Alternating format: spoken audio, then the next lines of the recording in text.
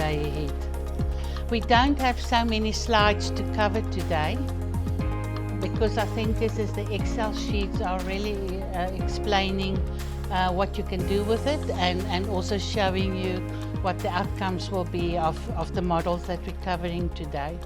So today we're going to look at tax revenue scenarios, and we're going to do sources of change, but we will also looking at the impact of economic, internal and external, what's happening in the economy and policy changes and how it affects the economy and ultimately how it impacts on revenue. So the first model that I've now put on here, we're going to do the SAM first, but there is a tax to GDP scenario model, and it might be a little bit confusing just to look at this, but you'll soon work with the Excel version of this. So what you just do is in the top left, you'll see you've got certain assumptions that you are making, and then you've got scenarios that you can create with tax to GDP scenarios and growth rates. Similarly, you can also create scenarios with inflation rates. And then I've just shown you the three graphs that if you use the three scenarios. So this is actually not a model. So it's not using buoyancy or elasticity ratios. It's actually an identity model. It would say is that for a given tax to GDP ratio, and at a given growth rate and a given inflation rate, what is your revenue? And if any of those three components change, what will it do to your tax revenue take? So at a glance, you are able to create a scenario table where you could at a glance see what is happening to tax revenue. You can calculate it separately as well. You don't need this identity model to be able to do it. But it's very nice that if you are having this, you could report back on if growth changes during the year, or the inflation rate changes, or your tax to GDP ratio changes, you are able to actually alert your management or the commissioner what the impact on revenue would be. And he can actually do it while he's on the phone with you. It happened with me. I was on the phone with management, and they asked me several questions because the uncertainty sometimes on what's happening in the growth rate, or what's happening with inflation, or what's happening with your compliance and your tax to GDP ratio. If you could sit with this model, identity model in front of you, you can actually be on the phone and answer all the questions. Okay. So it's just simulating for your tax revenue. And so in this case, we assume the growth rate and we assume the inflation rate. So what is the third component that we can do scenarios on? It is on the tax to GDP ratios. So if we assume this growth rate and inflation rate is going to hold, we're not changing that, but we want to change the tax to GDP ratio. Now you're doing your efforts. If your effort models show, your tax effort model shows you're currently at 13%, but you can be at 15%, you can use this model to tell you how much revenue will I get if my tax to GDP ratio is 15% and not 13%. So then it will give you the different scenarios. So at 21%, it will be 8279. At 22%, it will be 8673. And at 20%, this is 22%, it will be 7885.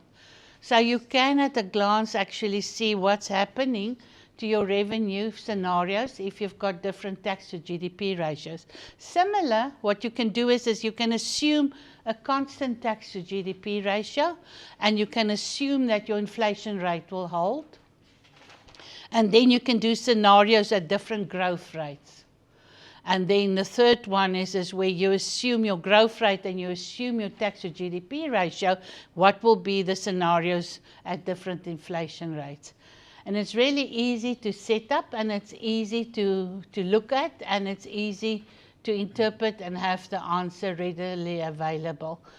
And you will also now have an understanding if you change the tax to GDP ratio, actually the profound impact that you have on your revenue collections, and you will also equally see that inflation is a quite important component of your revenue in terms of your total revenue collections.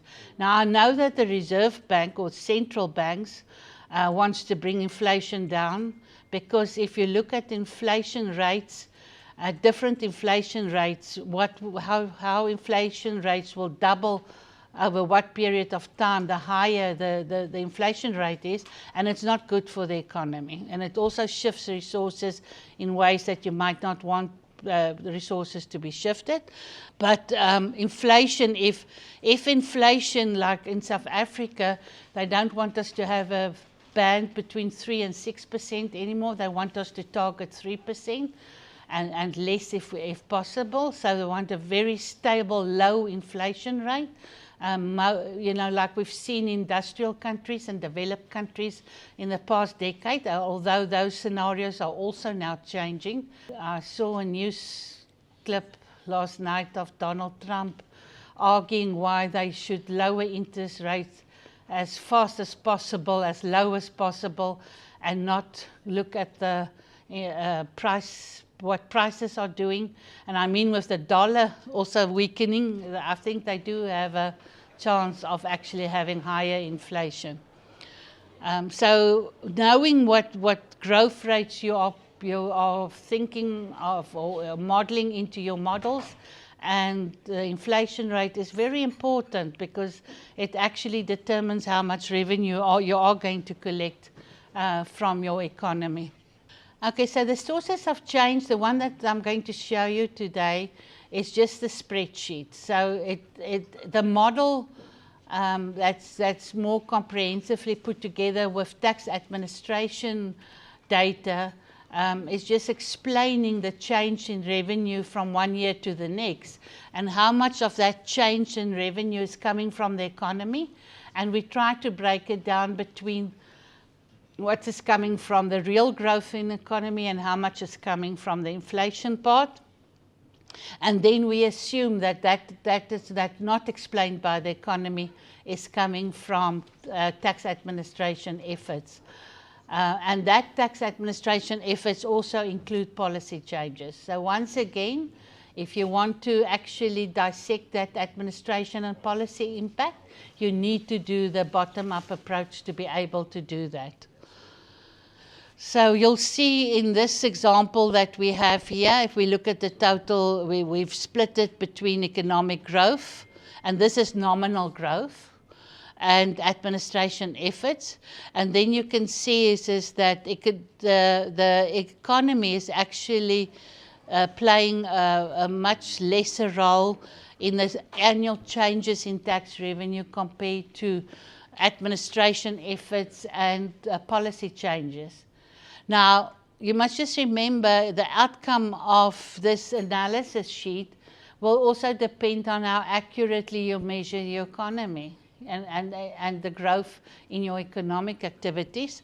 So if there are any errors or unexplained changes, you should actually be able to do more analysis on what is happening with your administration efforts. Are you really closing the loopholes, the tax gaps, or did you have a policy change that was actually showing you this increase in your tax revenue from one year to the next? So in this case, it seems that the administrative efforts and policy efforts are making the highest contribution to the annual increases in your tax revenue. Although there were also 2 periods here that you saw a negative contribution. Once again, you can actually analyze your data, put it in a graph, and then I can ask you, so what? So you need to actually also explain what is happening in these changes so that you are able to actually put meaning to your analysis. And then just showing also a high volatility. And what I mean here by volatility is that here we've got actually huge increases, and then we see a a net downturn here, and here we've only seen administrative changes. And so it's very uneven. So if I have to forecast tax revenue, and this is what I know, it will be very difficult for me to say is even if I take an average over this period, how do I explain what will drive my changes in tax revenue going forward from an economic perspective and also from a tax administration and policy impact. Please interrupt me if I go too fast, or because we actually do have a lot of time today. So if you want to also tell me, the French class tells me they talk a lot because they also share their experiences and they also share how they do it.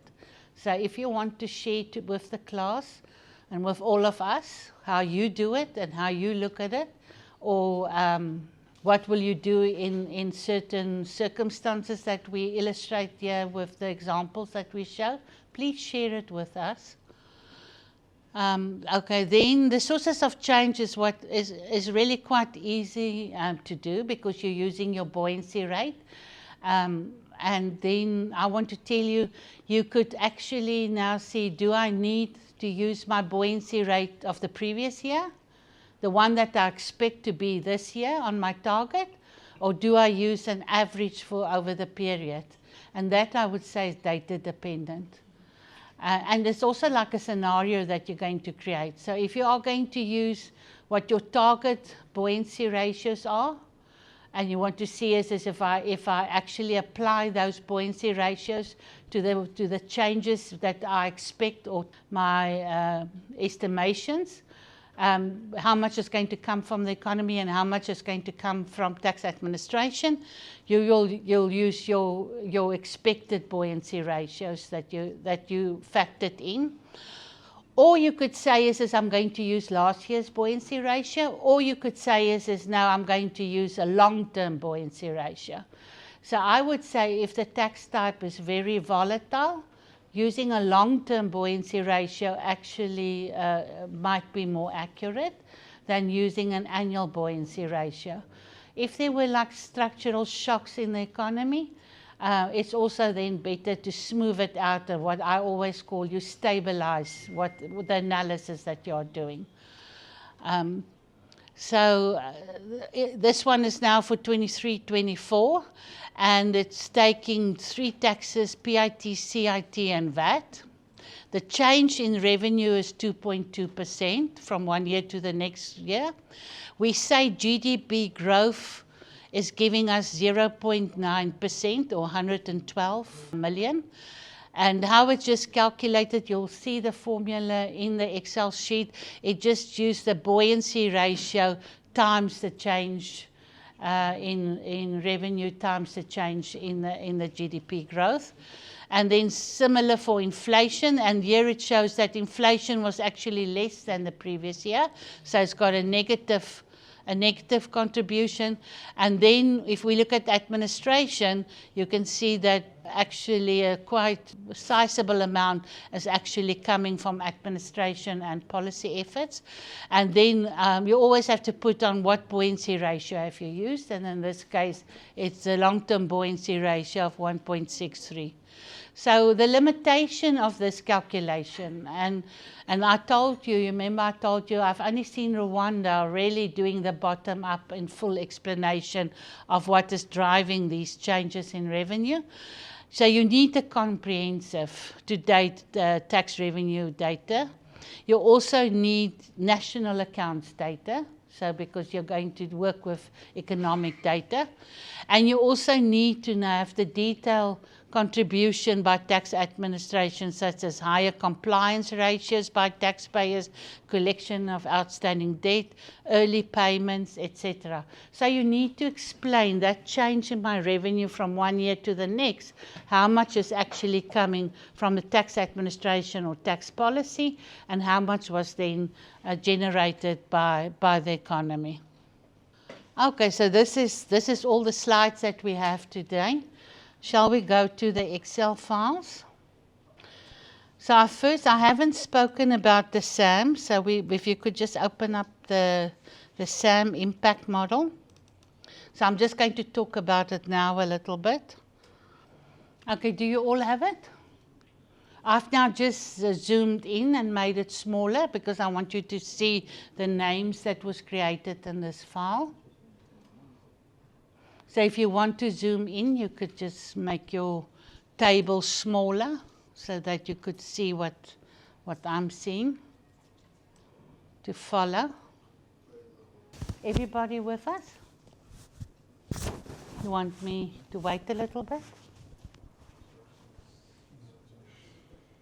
So what does the SAM stands for? The SAM is a social accounting matrix. And what it includes in the social accounting matrix is your supply and use table. So it's all the supply by activities of commodities in your economy. And how was those supply of commodities used in the economy? And if you say, well, that is just a supply and use table, and most countries do have it from their statistical agency.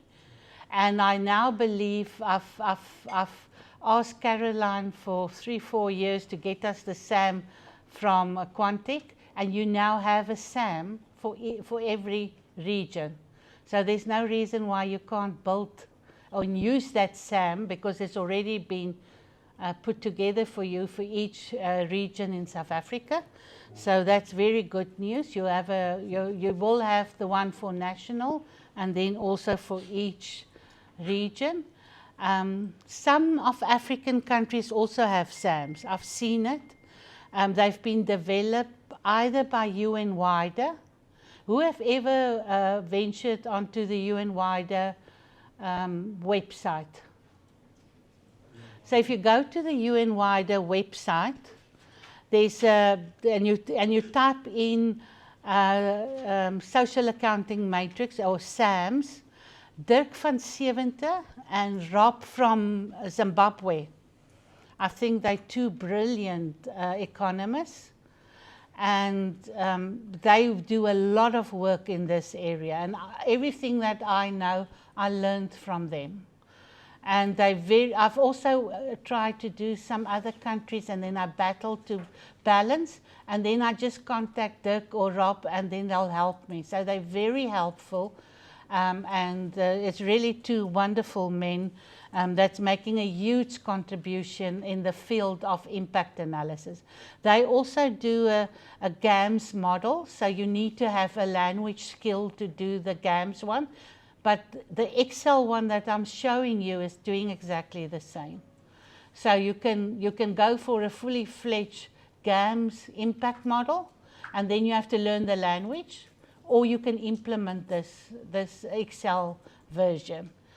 And I tell you what, over the years, I've really done a lot of impact analysis, especially if you hear on any of your export sectors, what's happening in the export of your goods, and what's happening if there's anything happening in the agriculture sector and the supply of, say, eggs, or, so you could actually, with the SAM, you could determine which sectors are going to be impacted on most, and you also know which sectors are your most important taxpayers coming from, or your tax revenue.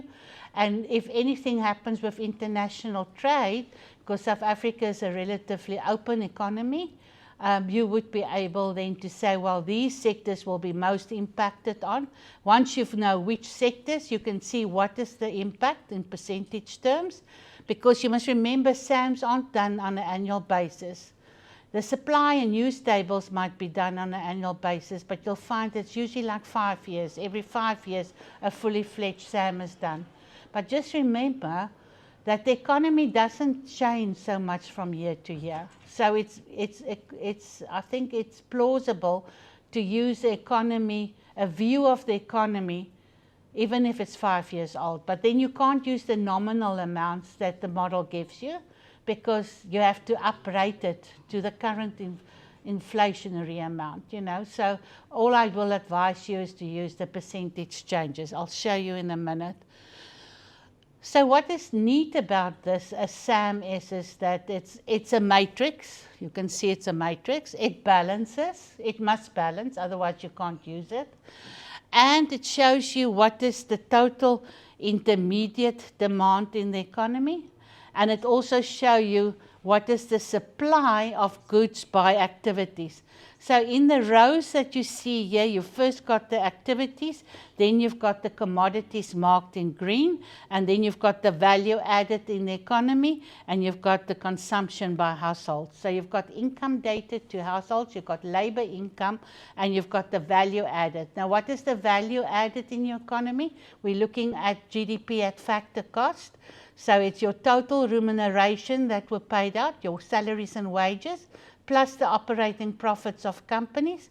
That gives you the GDP at factor cost, and this is what you'll see in here, because a SAM is a supply side version of the economy. So now, well, I think it also is on the expenditure side, because you can also see final demand in the economy. And what you are going to calculate with a SAM is actually the coefficients, the multipliers, like they say. If you shock the model in terms of commodities or activities, and you use the multiplier, what will the impact be on total output, and how will it impact on the different activities and the different commodities being supplied in the economy. So I think this intermediate demand and supply is really very important if you are going to look at logistically problems. You know, in COVID, what we've seen is that there were logistically problems to get goods and services from one activity to another activity, and now you know you can actually go and see, but how big could that impact be? All these multipliers are calculated, and you can go and Google it and read up on it.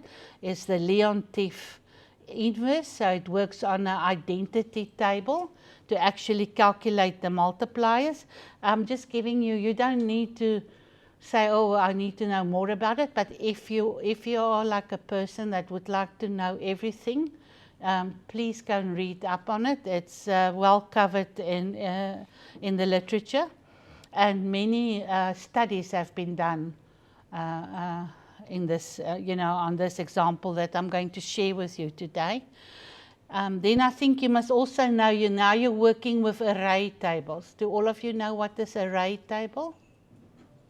Have you ever used array tables? It just sounds very complicated, but it's not.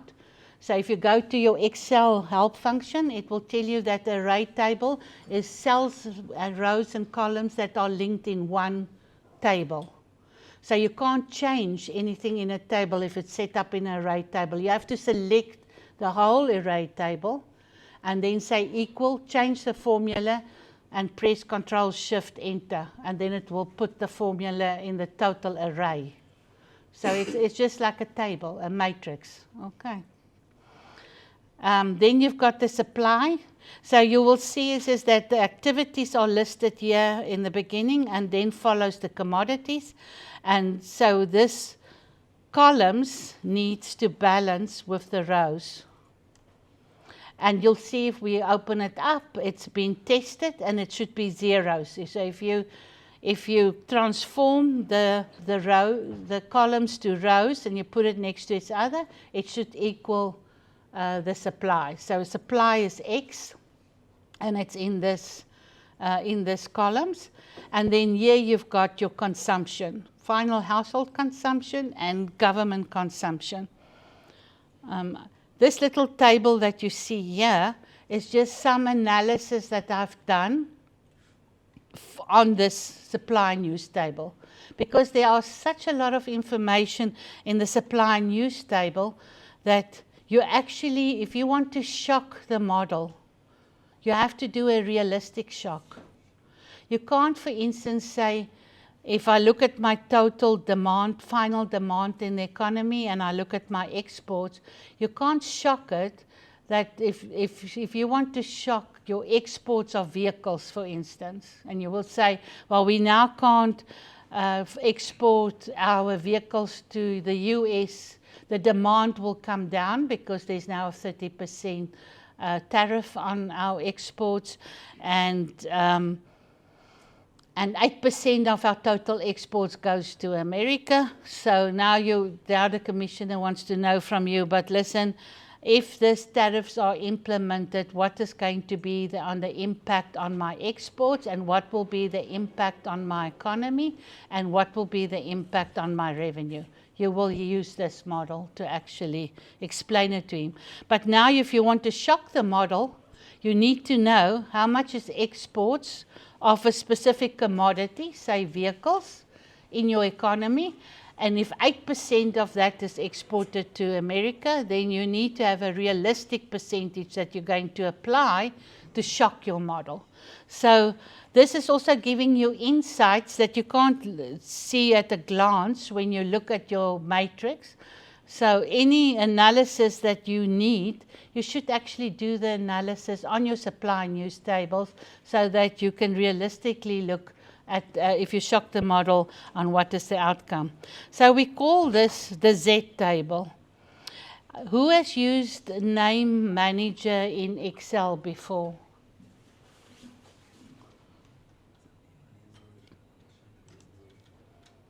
So if you go to formulas and you press on Name Manager, you can see all the names that have been created in this file. And you will then also see the Z file. And if you press on that, it will tell you it's in basic preparations files, and it is, I just want to look here because I can't actually see on my computer. So it will be from a certain cell. Is it E? Please help me. Is it E5? I'm not quite sure. Okay, let me just walk closer. E8 to FC162. So that's your Z table.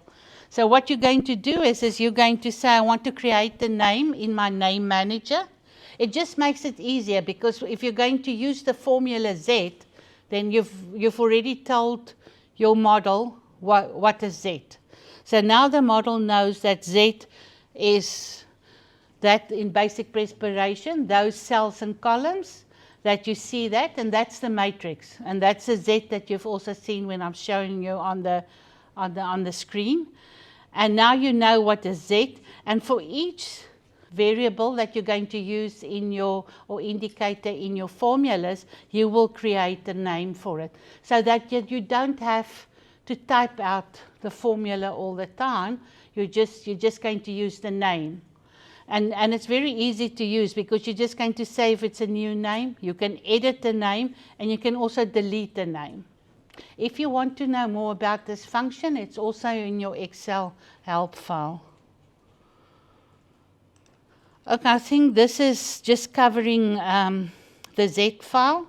And then you will also see we've got a B. So if you go back again to formulas, and you go to Name Manager, you will also see we've got a B file. It's the first one. And if you press on that, it will tell you where's the B file, the columns and rows in the B file.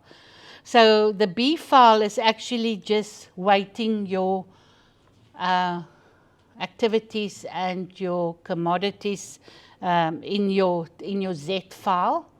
So you will see B is just a formula, and you'll see it when we open it up now. I've put it there for you to look at. It's Z divided by X. Now if I go to Name Manager, you will see that X is total supply in the economy. There is X. So that is a column on the right hand side that tells you what is the total supply in the economy. And so B is just weighting each activity and commodity supply in terms of total supply. So that is what the B matrix are doing. It's also an array file. Anyone talking? Okay, then the identity file is just telling us if a row and a column is the same, it will put a 1. You will see it's an if statement. If it's not the same, it must put a 0. So you'll see that the identity file goes from the ones, and it follows a diagonal line right through to the end. And the reason for that is because you're going to use it in the Leontief inverse to actually calculate the multipliers. So the next one that you see is actually the calculation of the multipliers using that identity framework. So the formula is also there. So it's I minus B. So you're going to calculate the multipliers by I, that is the identity matrix, minus B, that is what I said, this is the weight in terms of the total supply. And then the very last part that you see here is just a test to see if I take my X that I've got, the given for X, and I calculate the X with my multipliers, does it still balance? If it balances, you're fine. If it's not, you have to go and look why it's not balancing. Okay. This should all work perfectly well. You shouldn't have a balance problem. The main thing is your Z tables must balance. If your Z table is balancing, you will balance when you do the verification at the end, it will balance. And then your multipliers will be working. Are there any questions? Okay, so the next sheet is just showing you the basic multipliers. And now this is where the model is working. So once you've updated your sheet, you've done your SAM, you've done your calculations, you've calculated your multiplier, you can actually now shock your model. And it's very easy how they've set it up. So you'll see the F here is the shock that you're going to apply. And then it will just apply it to, it's going to calculate the change in X. And it's going to see what is the change in terms of the base of X, this is the regional, so that won't change, and then it will just show the percentage change. Now remember I told you, because it could be dated, it could be 5 years old, so what you'll do is that if you're going to measure the impact, you're going to use the percentage change. You're not going to use this change in X that is in a unit value, okay? And now you can shock an activity. If you shock an activity, it will actually shock through your activities, and it will also shock your commodities. I just want to put this to 0 so that we don't have a shock. So now you'll see the percentage changes are 0. There are no shocks in this model. So everything is original. All your activities, the output of your activities are in with no changes in X, the base X. And then you'll also see all the supply of your commodities is only the original. There are no percentage changes. And if you want to shock a commodity, what we usually do is we shock the commodity. We will say, well, if we think the agriculture, the 149 million is going to impact it on, and we've now done our calculation on what the impact of, say, a big drought or a hurricane or whatever will impact on our agriculture production. You can say, well, we think 10% of our agriculture production might be impacted on. You're just going to go equal to 0.1 times your agriculture output, and now I've shocked the model.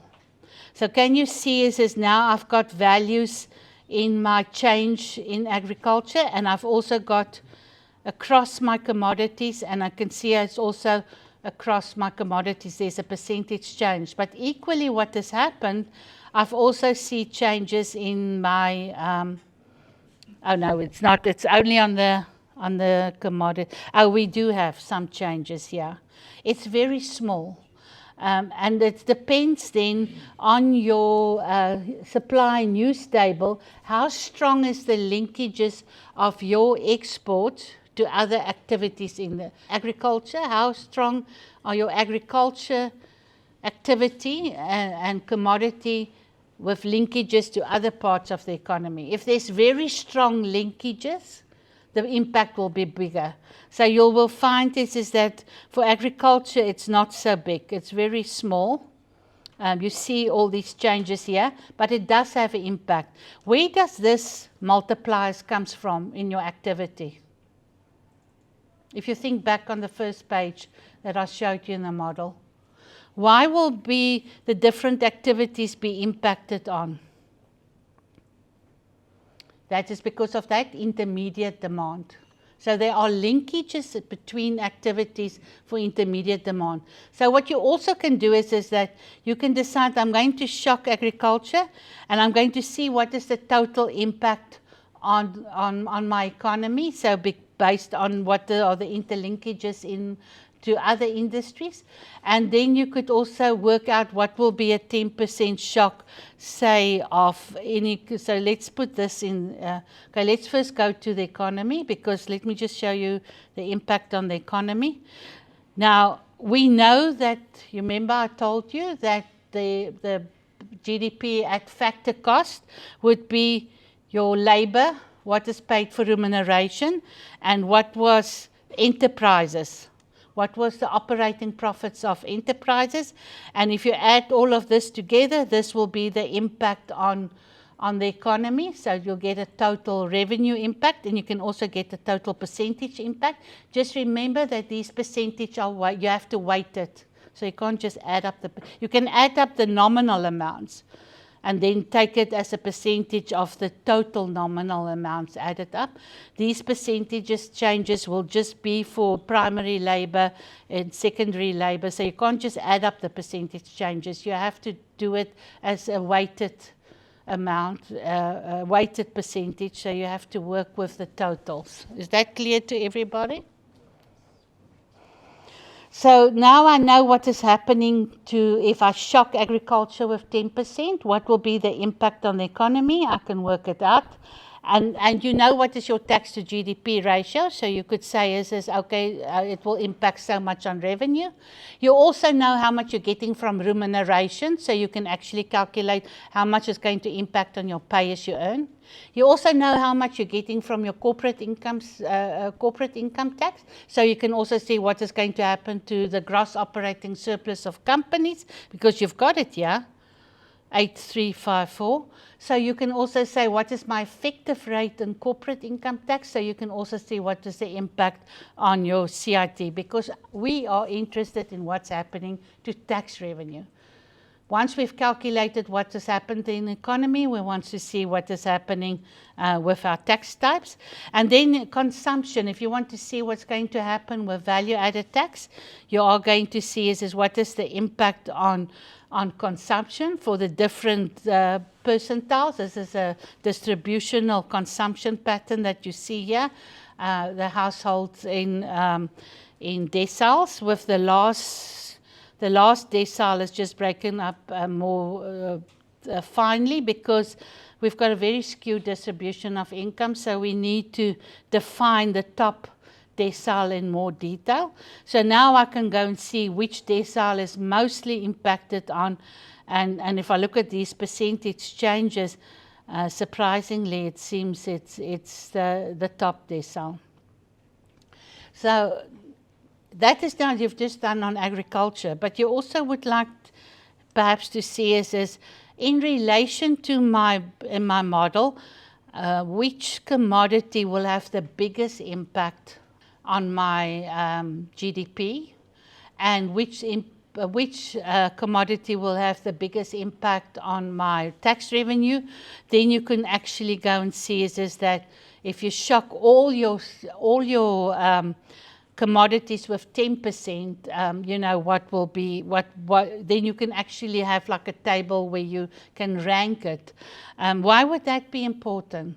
Well, for instance, in South Africa, when we had the electricity crisis, if you could give to your management, listen, electricity is, you're going to look at the electricity intensity of sectors, and then if you can say as well, if these activities are shocked, So the activities is at the top. If you're going to shock the activity that's mostly high intensity ratio in using electricity, and we know it's the mining sector and sugar plantations and so, you can actually go and shock that activity and then see what will be the impact on other activities and what will be the impact then on your GDP and on the supply of your commodities. Equally, what you can do is that if you want to say is well, if I look at commodities, if you hear about something that's happening in a very highly final demand of commodities, then you can just go and look in terms of your base X, which commodity has actually got the highest value. You can see here, I think in South Africa it's definitely mining. We've also got beverages and tobacco. We do like our wine. And petroleum products. So you could see is that if there's a disruption or there's something happen in the production of a certain commodity, you can shock this model. And then you can see what will be the impact on the economy and hence what will be the impact on tax revenue. You will see at the bottom here, I've just summarized the multipliers, the SAM multipliers by sector or by activity. And I've just shown it here in terms of the output and in terms of labor and in terms of factor income. Now, what is factor income? Factor income is your labor, what is paid to labor and what is paid to capital. So that's your factor income. And then value added will be labor and enterprise profits. And then you've also got your household income. So at a glance, you can see which activities has got very high multipliers for total output.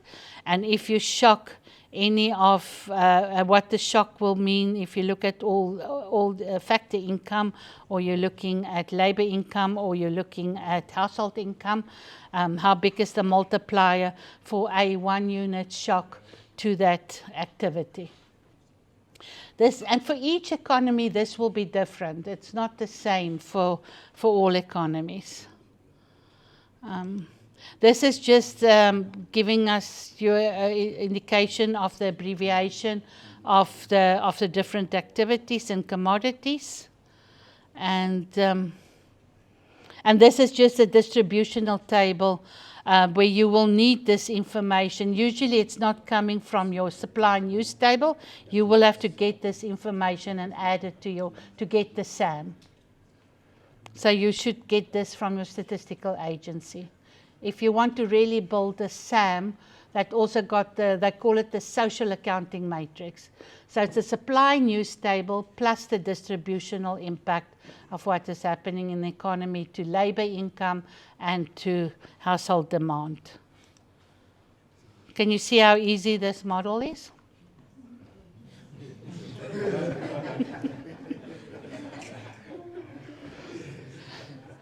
Okay, who has got a supply and use table for the economies?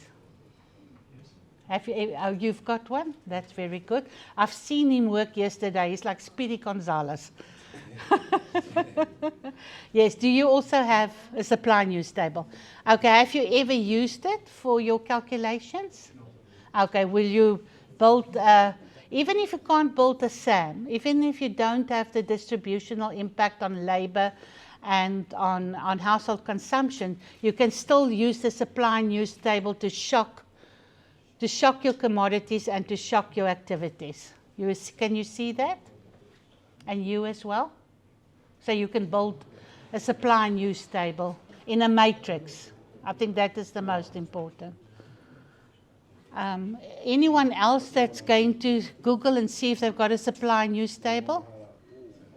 There are some organizations that have built supply. I'll see if I can Google. I'll Google in tea time. For some African countries, it might be dated, but even in South Africa it's dated. But I think SARS has now got, through Quantech, it's a private company. a more updated SAM. Because what you must remember, the supply news table can be old, but what they do is, or dated, what they say dated, but then they update certain elements of the supply news tables on an annual basis. Okay. So they make it more current. You know, I think especially after COVID, we work so much differently, and technology is also playing a bigger and bigger part as we move forward. Who have heard that the earth is shifting? You that all on Google and social media, they tell us we're shifting in another dimension. So I think with that, how we work and how we do things and the demands that are going to be on us are also going to be in another dimension. So the younger you are, the better equipped you're going to be to handle it. Okay, are there any questions for now before we open up the sheet? Yes. Yeah, also, good morning again. So my question is, what if you have a supply news table that's not updated or is not current? How do you populate? Okay, that's a very good question because that's very valid. So let me repeat the question, is that he's asking, what do you do if you've got a dated supply news table and you've also got a supply news table that's not accurate? What do you do in that case? Now, I must tell you, I've worked with a few supply news tables that's got precisely that problem. So if you try and put it in the matrix, it doesn't balance. Have you tried to do that? So then it doesn't balance. And then either you go to an expert like Dirk and Rob. Alternatively, what you do is just make sure that if you are going to make some changes in your matrix to get it balanced, that I've also done, especially with savings and investment or government expenditure. You might have not all the detail that you need. I would say rather have less accurate or less detailed supply and use matrix, the Z matrix, and balances it, then you have got nothing. You can always, going forward, refine it more and also extend it more, or where you don't have enough data to balance it properly and you make an adjustment to balance it, just mark it in yellow and say, we need to sort out that. And then usually if you work with your statistical agencies, you can actually ask them, listen, we want to balance the supply news table in a matrix. Please help us sort out this problem we pick up when we want to balance the economy in a matrix, if we want to do the Z table. But you need to have a Z table and you need to balance it. Otherwise, you won't be able to use your multipliers. You will either be totally wrong with what you say the impact would be on activities and commodities. So you need, that's your first step. And I would rather go for a more simplified Z table than a very elaborate Z table that I can't use. Very good question. Any more questions? Okay, so let's expand again so that we've got a normal view. Listen, South Africa does have a more updated social accounting matrix than the one that you see here. But this is the one that I had in the training folder, so I'll just keep to it. I think Dirk van Seventer on he and Rob on the UN wider website has got a 2015 version. So yeah, so even that I would say is dated. I would very much like to see a SAM that's closer to after COVID possible. So hopefully SARS employees will tell us on Friday if they use the national SAM of Quantec, what does our SAM now looks like, because they actually do have a SAM. Okay, so like I've told you here, the activities are listed here. And sometimes, coming back to our gentleman there at the back, what do? It might be that you don't have all these activities. So if you've got less activities listed, that's fine. But rather use a more summarized version of activities than not having a supply news table at all. Okay. And then you'll see is that if this cell will show on the row it's agriculture, and it will also show in the column it's agriculture. Can you see that? If you go to this one of forestry, you'll see is that the row is forestry and the column is forestry. So you need to make sure that the rows that you've got here in numbers are the same as the columns, and that you name the rows and columns in the matrix correctly. And you remember I showed you, I've now fixed the window view. Otherwise, if you go far to the right, you lose out on what you're looking at. And you remember I showed you here the supplies. So if you look at this as the agriculture sector supply to the agriculture sector. So what you sometimes will find is that, like the electricity sector and the agriculture sector, they might not have all the detailed information which other commodities are produced by the agriculture sector. So in this, it shows to the agriculture commodities, and I don't think it's got another. So agriculture is just linked to that one commodity that's produced.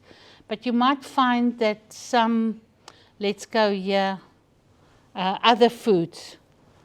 Or what is the one? So other foods are actually also delivered to its meats and its fish and its.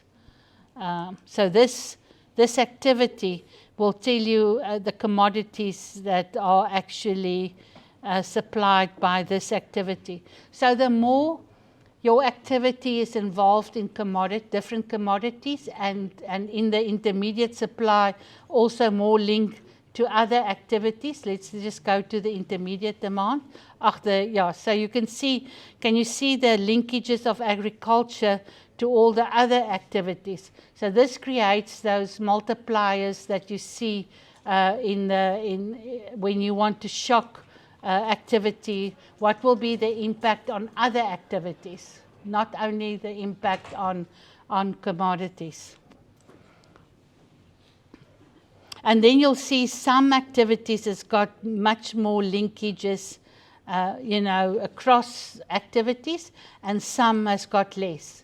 So it might be, to come back to that gentleman at the back, that your supply news table doesn't have enough detail and that it's more summarized. It doesn't show all the activities like it should be showing the activities. But at least if you do have data and you can populate a Z table, I think you will get some valuable information that you can use. By looking at this activity to other activities, it shows those forward and backward linkages. And I think you will find people talking very loosely or very easy about linkages forward and backwards. But do we really have an understanding what are those forward and backward linkages? And this table will tell you that. So if you analyze this table in more detail, it will show you, which activities are much more linked to other activities and which activities.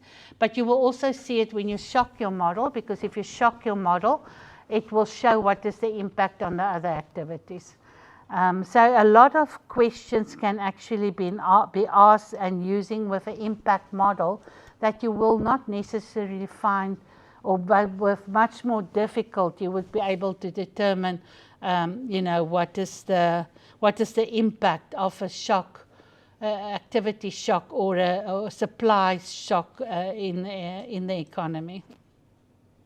So that is the intermediate table, and let me just go back to the supply table, because I want to go to I want to go to the end where the excess, where the total supply is in the economy. So this is the supply of activities, commodities. And then if you just go right to the end, you're going to go to final demand. I just want to increase so the margins, I can't remember, I think the margins is just lump sum in one amount here with the activities. Sometimes I've seen some supply news tables that got margins across all commodities, the margins that were applied. And then if you go to the right here, you'll see the final household demand, and you will see it by decile of the various commodities. And now you know which decile is using what commodity. And then if you want to do a VAT increase, you can actually see what will be the impact, the distributional impact of VAT on the different household depending on their consumption of commodities. Not only in total, but also to see is how's the distribution across. So say for instance you want to zero rate any consumption, you can also use this table. Now, usually we use for VAT, the income and expenditure survey, and this data is based on the expenditure and income survey. So you've also got other uses of your data once you put it in a matrix, so that you are able to actually do more detailed analysis. Then I just want to go more to the right so that we can get to the totals. So you will also see there's a export, let me just go here. There's a savings and investment column, and then there's the rest of the world, that's exported. And this is change in stocks, change in inventories. So it follows more or less your national accounts data in terms of how do you get to your GDP at factor cost. Because you remember, this is just a more detailed analysis of, sorry, do you want to ask something? Please, if I miss you, just shout. Okay. Okay, so rest of the world, and then you've got your total. So this is your total supply of that commodity in your economy. So you've got a final demand, you've got savings and investment, you've got change in stocks, and then you've got exports, and then you've got total X. So that is the X that you saw in your calculations when you do your weights of your activities and commodities in your matrix. And then this column total is, you can see it's transposed. There's the formula. So yeah, so you use the transpose. So you copy your row at the bottom, here at the bottom, and you are going to transpose it. So you're going to take it from horizontal to vertical, and you're going to place it. You're going to place it here. It says I can't make any changes because it's an array, and this is your column total. And then if I deduct these two, it must be 0. So now I know the matrix is balancing. If it's got an error in it, you have to go and correct that error. So it needs to be 0. So your columns and your rows must balance, and the transpose is just you're going to transpose this row and put it in this column so that you can see that it balances. Okay, and then this was just my analysis sheet where I wanted to just use my supply and use table, and then just see how much is intermediate demand and what is the percentages. So if I look at this, I can see what is the intermediate demand, and then also what is the rest of the world. And then I can see that it balances to 100%. So even if you do this type of analysis here on the side or in a different sheet, you could actually then also report on that, and also use that when you want to make arguments for or against, or you want to supply, or you want to give more information or background. I think a supply and use table is really of importance if you are working with the economy, and if you are working with GDP figures, and you want to know the impact on tax revenue. Because we know that the world is not staying the same from day to day. Sometimes shocks are temporary, so it's just there for a short period of time, but shocks can also be permanent. And then this is what I said to you is your GDP at factor cost. So this is your labor remuneration plus your operating profits of companies. So now you've got in your different sectors, you've got your what is the remuneration paid by each sector. So if you know something is happening in a sector, you can actually determine how it will impact on that activity, and then how it will impact then on your total remuneration in the economy, and hence how much it will impact on your income the tax revenue, your pay as you earn that you get from that. Similar for enterprises, it will tell you what will be the impact on gross operating profits. I just want to see where's the enterprise total. I think it will be part of the activities. So it's not showing here. Sometimes they don't have it split up enough. You see, they've only put it to capital. So that's your GOS. So they haven't split it by activities. So even for this table, it's not to the detail level that you would have liked it, because it's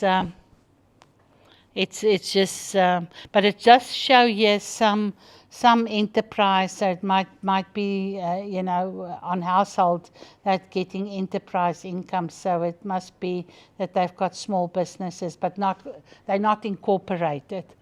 But it will tell you also what is then the total enterprise GOS in this matrix that we've put together.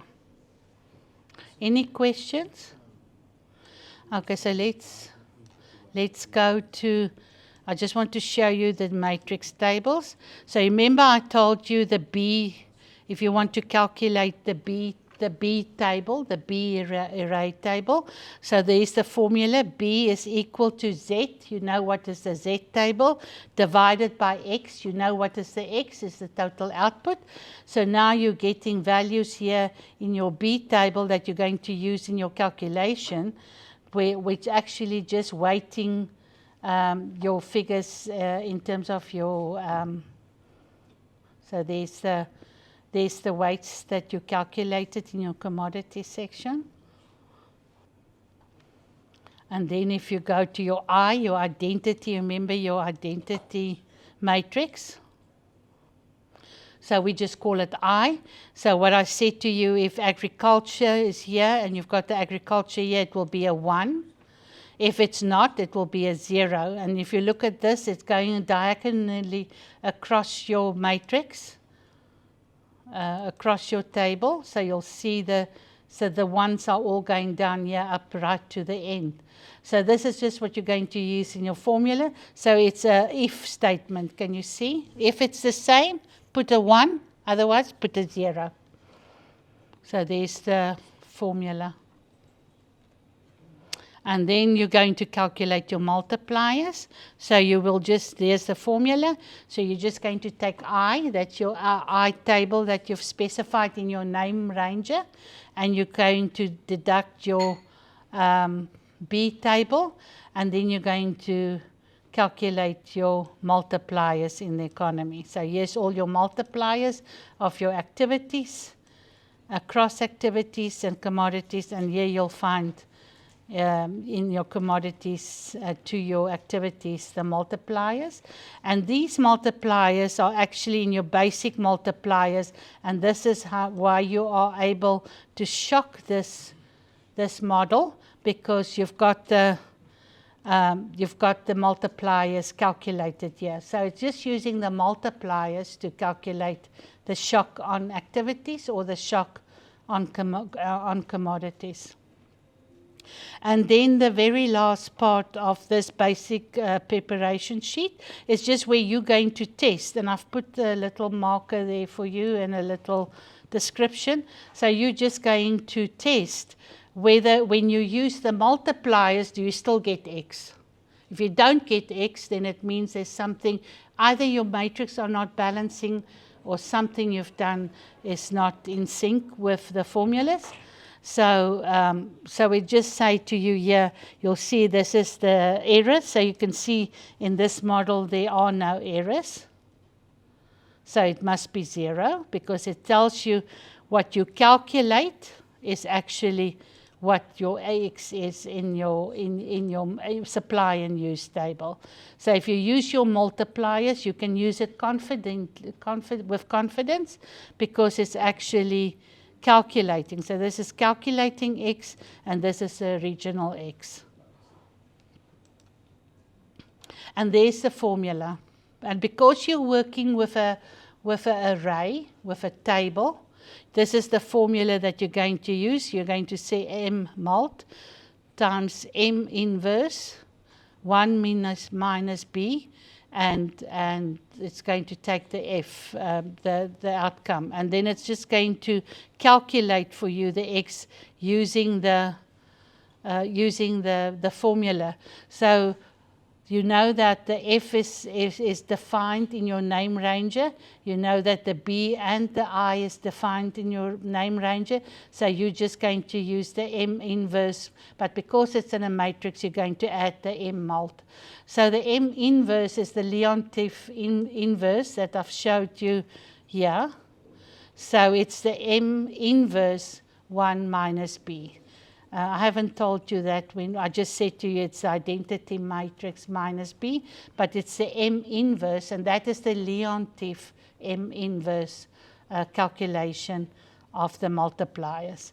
And because you are going to test it in terms of a matrix, you're going to add the M multiplication formula to it. All these formulas are in your Excel help, in your statistical tool, data analysis toolkit. Okay, so going back to basic multipliers, I think it's because usually the supply and use tables are very limited, available, and you will have to go and source it. I don't think you'll be able to use this for Friday, but I'm going to show a very neat alternative to this. But never the detail that you've got here. I mean, this is what you should strive to have. But can I ask you, until we break for tea time, because we are only covering this model, will you, between the country delegates, see and assume that this is your data, shock the model, put a statement forward and say, I want to shock the exports, or I want to shock internal demand, or I want to shock activity or commodity, a demand for a commodity. And I want to see what will be the impact on the economy and what will be the impact on tax revenue using your tax to GDP ratios and using the information about your country, but assuming that this is the data for your country. Because we don't, I think it will be very difficult to try and put data together for supply and use table. But I would like you to work a little bit with it, and the way to do it is to put up an example. Shall you do that? I want you then to use this time until tea time, because we've only got 2 to cover after tea time, and then it will be practical exercises. But I think let's do the SAM. I also want you to see how much information is here, so that you, when we do the GDP scenarios and we shock the GDP scenarios, that you understand that it's very much more crude way of looking at revenue than if you had all the detail that's available in the SAM. So have a look at the name ranger and see if you could see as how this was put together and how it was used. Just wanted to see the F. So that you are able to to use this model and to see what it will entail for you to actually work with a SAM, and see if you can first get a SAM. They might be available. There was like a food program. I can't really remember the organization's name, but they also did SAMs for many African countries. It was a food program it was an organization, and they also got economists to do supply and use tables for them. So see if you Google whether you can find the SAM for your country. That will be great. If not, use this SAM as if it's your country data, and then see if you put a statement forward, and then just see if you can see what are the shocks in the activities and commodities, what is the impact on corporate profits and on remuneration and the GDP, and then on household income, and then just see if you could be able to do that. And let me just show you where the sales tax, the VAT is, and also where you can find the imports. I forgot to show you that, and luckily we got a question on it. So let me just quickly find the row. So at the bottom of your Z table, you've got the activity taxes, so that's your excise taxes. And then you've got direct taxes. I don't think in this case it was populated, but if you've got that detail, you would be able to populate your direct taxes. That will be your CIT on activities, and it will also then be your on labour income if you're going to labour income. But I think what is important to notice is you've got also import tariffs, and you've also got sales tax. So this is your VAT. So you know that VAT is levied on consumption. So you will see that I'm going to go there, and then this rest of the world are your imports. So you've got your imports in the table, and you've also got your exports. So if we go here to the right, let me just go there. You've got your import tariffs, those that are working in customs on your commodities, and you've also got your sales tax. And then if you want to calculate how much sales tax are you getting on your commodities, you can actually then build a little analysis sheet on this, so that you are able to actually calculate your VAT. Some I've seen in a paper somebody that has used the supply and use table to actually calculate the VAT and the impact of VAT on changes in their policy, on changes in the economy. And here you could see rest of the world. You also see the imports that are done by labour, and you'll see it also here on commodities. So you can have an import analysis, an export analysis, a sales tax analysis, and a consumption and an intermediate demand to see forward and backward linkages. So even if you're not going to do it just for shocks in your economy, you really also have a wealth of information on what is the structure of your economy. Is that clear to everybody? Look at the Duke University. I've seen the paper on how they use this model to calculate VAT and the impact on VAT. So if you want to go and Google it, by using the supply and use tables.